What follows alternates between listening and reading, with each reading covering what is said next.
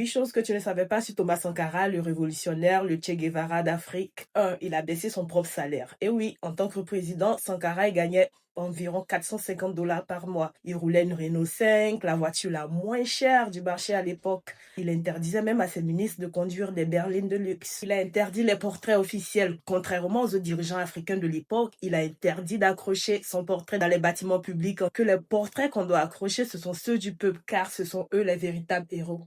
Il a planté des millions d'arbres. Pour lutter contre la désertification, son gouvernement a lancé une immense campagne de réforestation, plantant des millions d'arbres dans tout le Burkina Faso. 4. Il a promu des femmes à des postes clés. Sankara a donné des ministères de responsabilité importantes à des femmes à une époque où c'était très rare et il encourageait même la lutte contre les mariages forcés, les mutilations génitales féminines. 5. Il a refusé de payer la dette. Thomas Sankara est célèbre d'avoir déclaré lors d'une conférence africaine que si nous ne payons pas la dette, nous allons mourir. Si nous la payons pas, nous mourrons, mais pas tout de suite. Du coup, il a refusé de rembourser la dette coloniale, estimant qu'elle n'était pas légitime, ce qui était totalement vrai. 6. Il a institué la journée de la solidarité. Une fois par semaine, les fonctionnaires devaient quitter leur bureau pour aller travailler dans les champs, participer à des chantiers collectifs. Sankara était aussi musicien. Il aimait jouer à la guitare, il aimait la musique au point où il composait et jouait avec des artistes locaux.